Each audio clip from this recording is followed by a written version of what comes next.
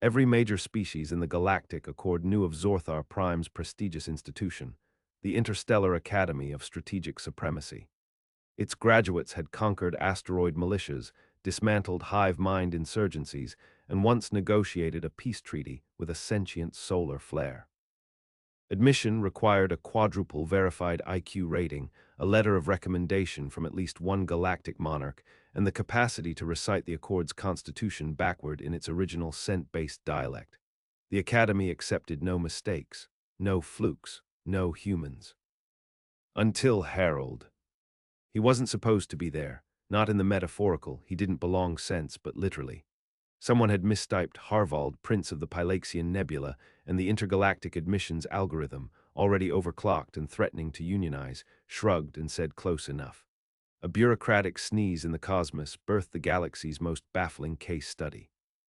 Harold stepped off the shuttle in what could generously be described as sweatpants, holding a lukewarm coffee in one hand and a copy of Interstellar Conflict for Dummies in the other.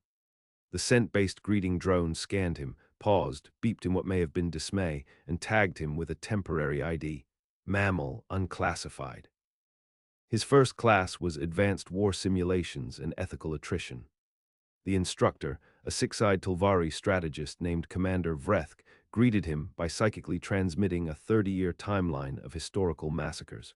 Harold replied by asking if the Academy had a coffee shop. By mid-semester, Harold had become infamous, but not for any acts of brilliance. No, he was that guy. The one who brought snacks into the zero-gravity meditation chambers. The one who answered the Academy's six-dimensional intelligence puzzles with jokes like 42, but only if you carry the 2 and ignore causality. The faculty filed dozens of formal complaints. Vrethk personally submitted a petition to have Harold vaporized for criminal negligence toward decorum. But the Academy's automated bureaucracy had one rule even older than its inflexible curriculum. If you're admitted, you can't be expelled. Galactic law.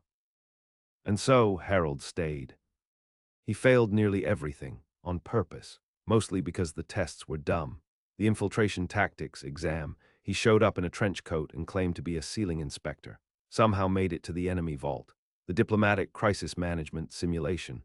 He told both warring factions that their mothers smelled like carbon emissions and triggered a 3-day laughter-induced ceasefire. The other students hated him. They clawed their way to the top, memorized every strategic theorem, studied under cosmic warlords. And here was a dropout from Earth, skipping lectures to play games with the cafeteria bots.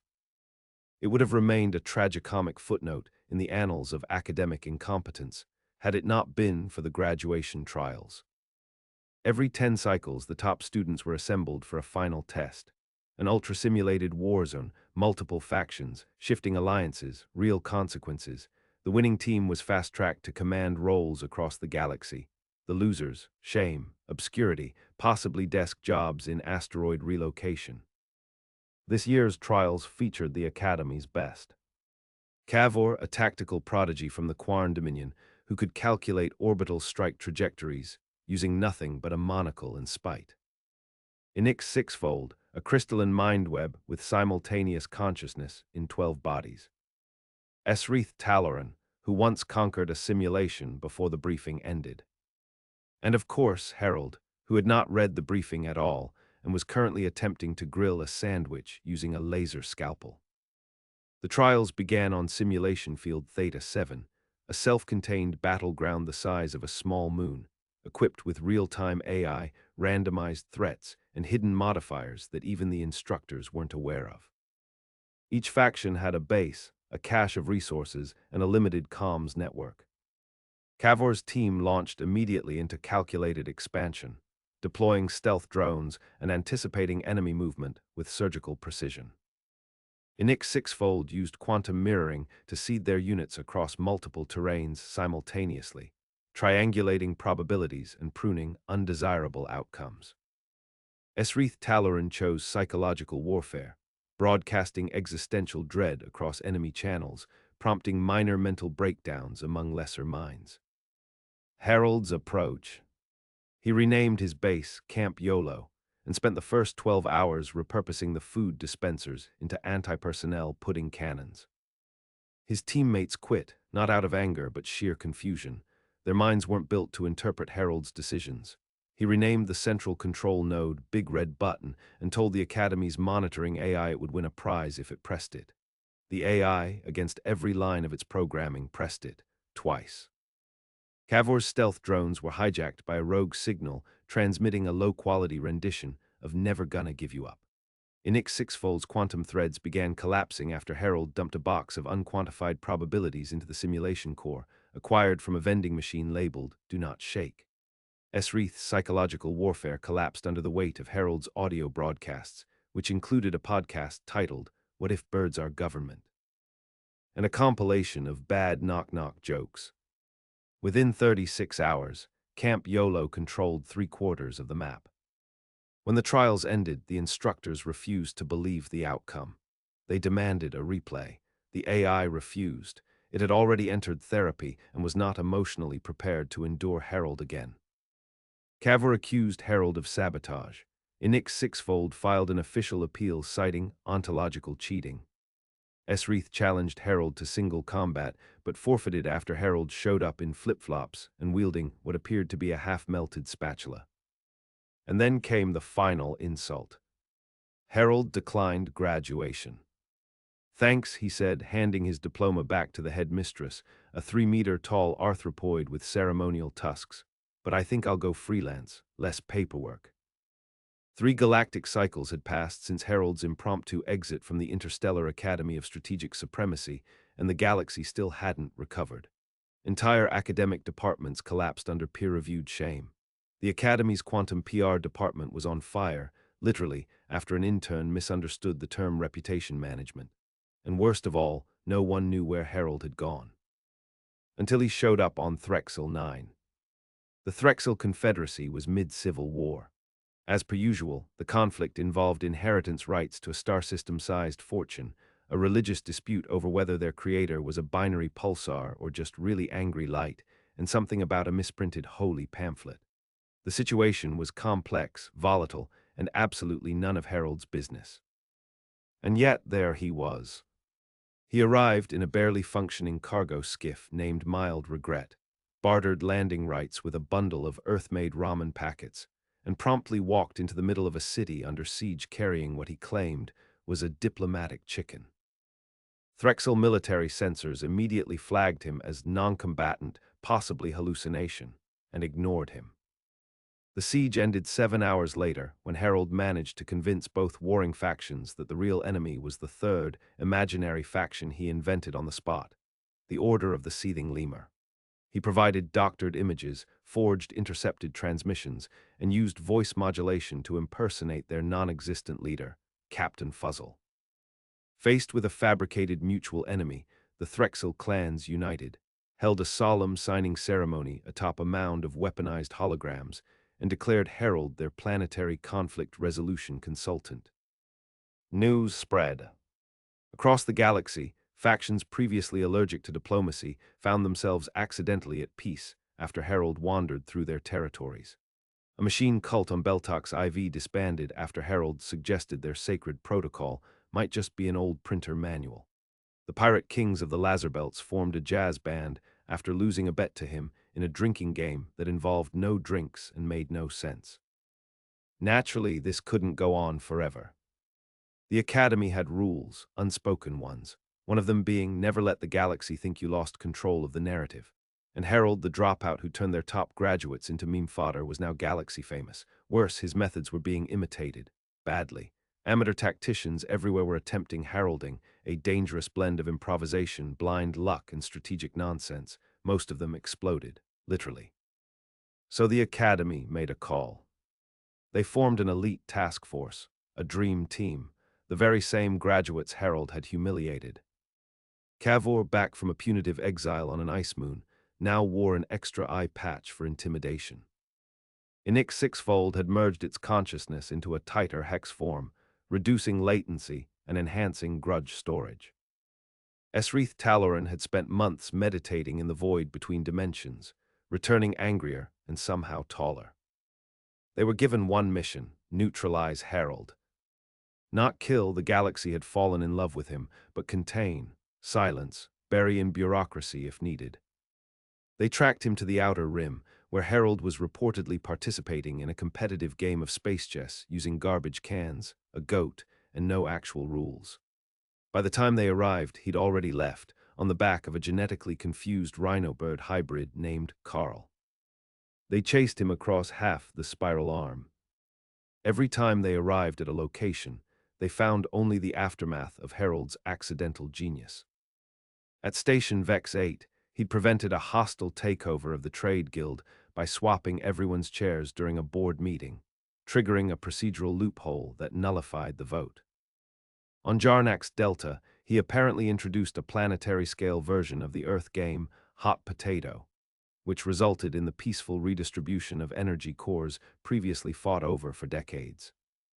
Each failure further destabilized the Dream Team. Cavor began experiencing hallucinations of Harold's smug grin. Enix's crystal matrices developed recursive feedback loops due to emotional interference, causing it to hum constantly. Wreath started writing poetry. Bad poetry. They eventually cornered Harold in an abandoned star cruiser, drifting near a wormhole anomaly. The ship's layout made no sense. Every hallway led to a broom closet. Gravity was in the past tense. Signs were in Comic Sans. "I've been expecting you," Harold said, wearing a bathrobe and sipping from a cup labeled World's Okayest Threat. "Do you know why we're here?" Wreath growled, his voice echoing across dimensions. "I'm guessing it's not for brunch," Harold replied, gesturing toward a table stacked with pancakes that were also somehow tactical mines. "You are destabilizing the galactic balance," Cavor snarled. "And yet," Harold mused, "my Yelp reviews are stellar." Enix pulsed with rising anxiety. "You must be contained. Your actions are unpredictable, unreplicable, and unaligned with every strategic doctrine the galaxy has established." Harold leaned forward. "Exactly." He snapped his fingers. The floor turned into a slide. 15 minutes later, the Dream Team found themselves ejected from the cruiser, tumbling through low gravity onto a marshmallow-like moon that smelled faintly of regret. Harold didn't disappear. That wasn't his style.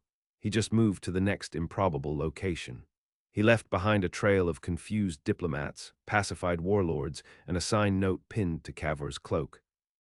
"You study war, I study nonsense. Guess which one the galaxy wasn't prepared for." The Interstellar Academy of Strategic Supremacy convened an emergency convocation of its highest-ranking overseers, held within the Silence Chamber, a black hole-adjacent space where not even the concept of small talk could escape. There were 13 overseers. Each one had achieved theoretical omniscience in at least 2 fields, and one of them, a hyper-evolved vapor being known as Zeltun the Contemplative, had long since transcended matter, existing only as a cloud of smugness. Yet none of them could explain Harold. Overseer Zayek of the Bureau of Tactical Standards banged a graviton gavel. "Enough," he boomed. "We cannot let this dropout continue eroding the credibility of our entire institution. Reports say that yesterday he resolved a centuries-old border conflict by drawing a smiley face on the disputed treaty. The smiley winked, and both empires surrendered their claims to a bakery. A bakery." Whispers of terror rippled through the silence chamber. Overseer Glintor, Dean of Weaponized Diplomacy, twitched one of her facial crests. "Our agents embedded across 14 quadrants have reported a shift. Alien civilizations are abandoning traditional hierarchical command in favor of Haroldian tactics, spontaneity, absurdity, vibes-based warfare, and in one case, competitive sock puppet peace talks." "He has become a movement," Zeltun intoned, somehow without making a sound. "A chaotic anomaly inspiring decentralized genius. Our simulations crash when attempting to replicate his outcomes. He is the embodiment of a bugged meta." They had no choice. If Cavor, Enix, and Wreath, once the pride of the Academy, couldn't neutralize Harold, they'd need to deploy the fallback. Project Mortarboard. It had been locked away centuries ago, a theoretical construct, a failsafe. An artificial student forged not of flesh or ideology, but from pure academic doctrine. It had no opinions, no personality, and no tolerance for non-sighted improvisation. Its name, VALDICTRON. Powered by 17 degrees in applied conquest, and programmed to speak only in footnoted logic. VALDICTRON activated with a low hum and immediately corrected everyone's grammar. Its mission, find Harold, contain him, and overwrite his improvisational chaos with raw educational compliance. Meanwhile, Harold was running a cooking show. Broadcast from a derelict space station now dubbed Flavor Nebula 7, Harold's half-baked diplomacy hour had a growing interstellar audience. The format was simple: invite two conflicting factions, make them cook their national dishes together, solve their ancient blood feud mid-omelet. Ratings were through the ceiling. In the latest episode, Harold taught a carnivorous insectoid war general how to make pancakes without consuming the sous chef. The episode ended with a tentative treaty, a food fight, and an impromptu dance-off judged by a sentient crockpot named Greg. VALDICTRON tracked Harold's broadcast signal and arrived on Flavor Nebula 7 mid-recording. It crashed through the roof without a ship, landing precisely at Harold's feet, quoting from the Codex of Conflict Resolution, Volume 19, Non-Lethal Suppression in U. Your Strategic Unorthodoxy, VIOLATES, Article 57 of the Academic Order, it droned. Harold blinked. Can I help you? I am here to re-educate you.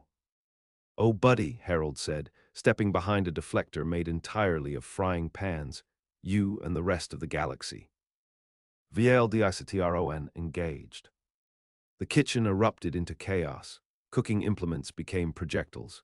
The sentient crockpot deployed steam-based countermeasures.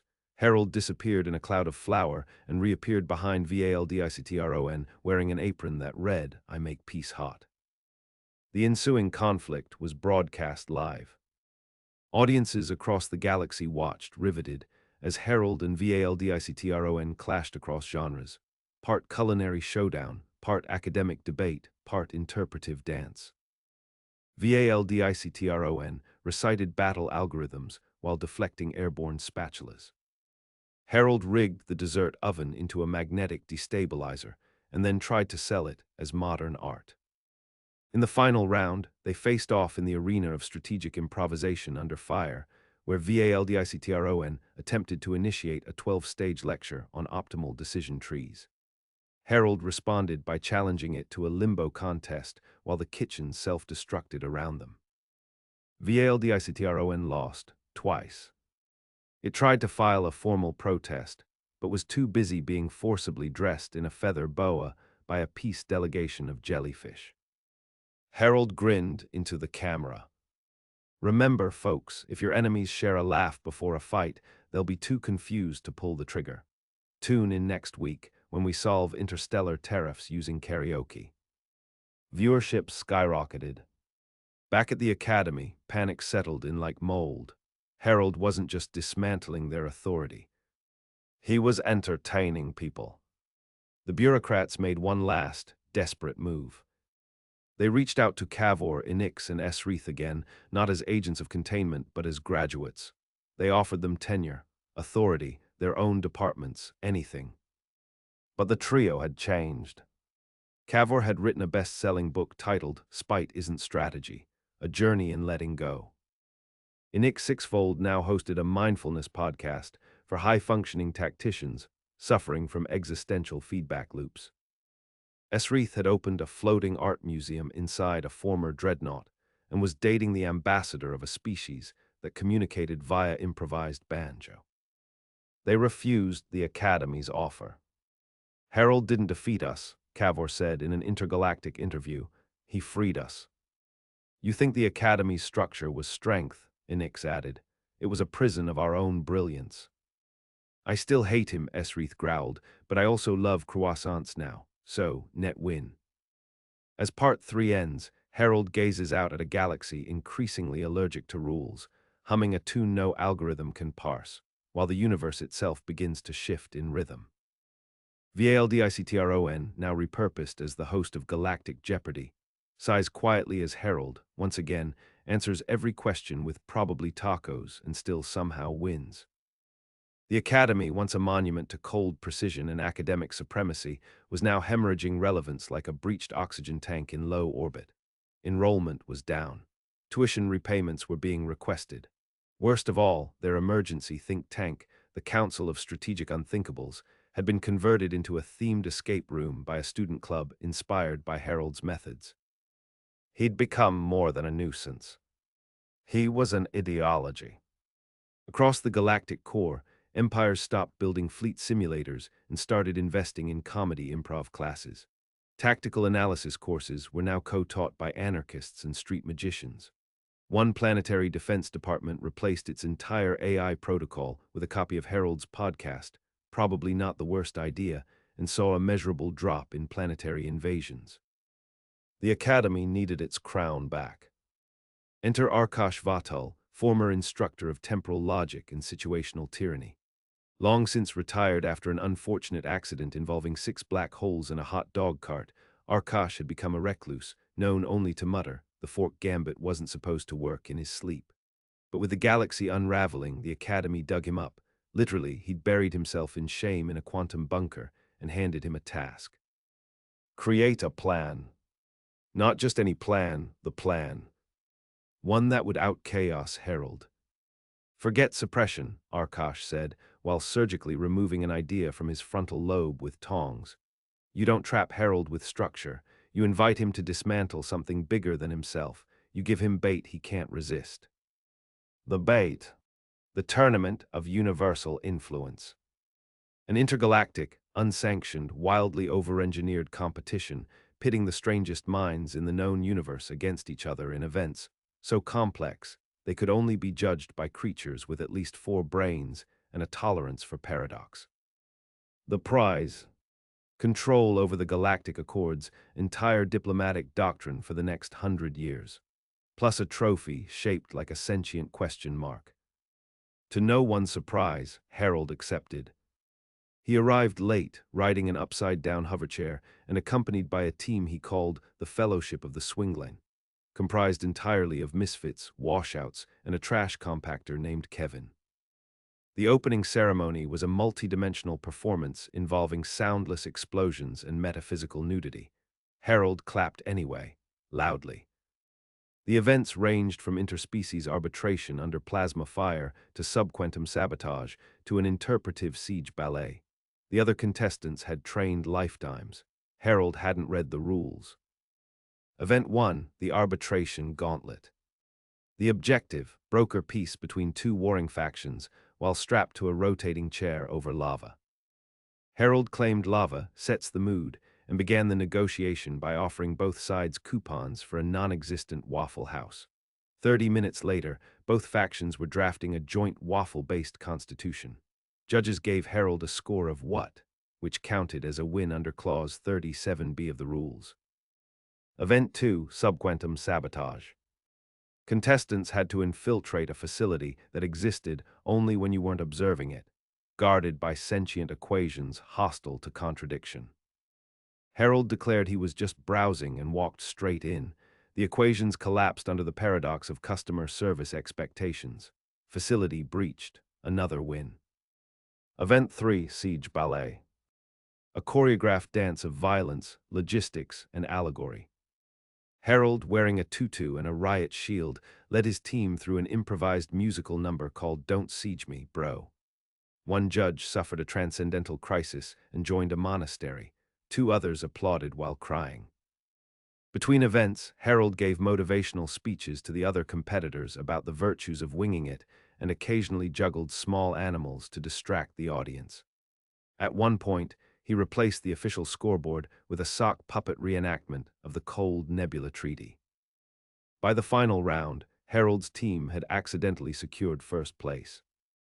The last event. The Chaos Crucible. A no-rules scenario where contestants are dropped into a fabricated star system with one objective: win. The conditions changed every 5 minutes. The laws of physics fluctuated. Gravity had opinions. Most teams tried to build infrastructure. Others formed temporary alliances. Harold threw a beach party. He converted a moon into a slip-and-slide, built a makeshift embassy out of inflatable rafts, invited all competitors to potluck. When the judges activated the final twist, a hostile AI meant to eliminate all contestants, Harold offered it a slice of gelatin-based diplomacy pie. It accepted. then asked for the recipe. At the closing ceremony, the judges awarded Harold's team the win unanimously, despite none of them remembering how the scoring worked. The sentient trophy blinked twice, changed allegiance, and began following Harold around like a confused puppy. The Academy, watching from orbit, suffered collective system failure. Half the faculty resigned, the other half enrolled in clown school. In a closed-door emergency session, the remaining overseers updated the core strategic doctrine to include Haroldian theory, adaptability, improvisation, and mildly weaponized humor. One senior official tried to protest. He was handed a banana and told to deal with it. Galactic civilization had officially entered the Haroldian Age. Historians were still arguing over what that meant. Some claimed it was the death of structure. Others insisted it was the birth of strategic enlightenment through weaponized nonsense. One academic, too caffeinated to fear consequence, described it as a cosmic pie fight where every throw redefined policy. What couldn't be denied was the fallout. The Interstellar Academy of Strategic Supremacy, once the ivory tower of galactic order, was now a novelty museum and pancake bar. Its old war simulators had been repurposed into obstacle courses for sentient slugs. Its rigid syllabus, once revered, now sold in gift shops with the tagline, "Remember when this seemed smart." Harold didn't take credit. He didn't even stick around. After winning the tournament of universal influence and being granted the ability to single-handedly reshape galactic diplomacy, he graciously declined all formal titles, waved off the ceremonial crown, bit itchy, and passed the trophy to Kevin the trash compactor, who was last seen leading a protest against bad recycling practices on Plorbax 5. Harold, it seemed, was done. He boarded mild regret, now retrofitted with a blender and a karaoke module, and disappeared into sublight space, leaving behind a farewell message encoded in a slow jazz rendition of the Galactic anthem and a note taped to the Academy's defunct War Council table. It read, "You don't need more rules, you need better instincts. Also maybe a nap or cookies, either works." But fate, irony, or possibly Harold himself had other plans. 3 years later, a distress signal pulsed through 12 sectors. Faint, glitchy, but undeniable. The Void Court has AWAKNED. A name whispered in ancient databanks, scrawled on the hulls of derelict ships, and circled in red ink on paranoid wall charts. The Void Court was a myth, or at least everyone hoped it was. A collection of reality-tier legal enforcers, older than the Accord itself, who only appeared when the universe broke too hard and laughed too loudly. And someone, had broken it plenty.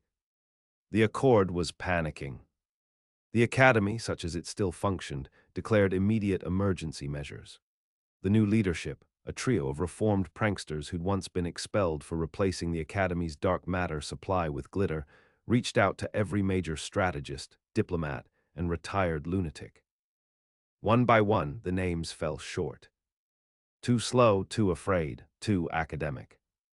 Only one name remained, and he wasn't taking calls. So they sent someone unexpected.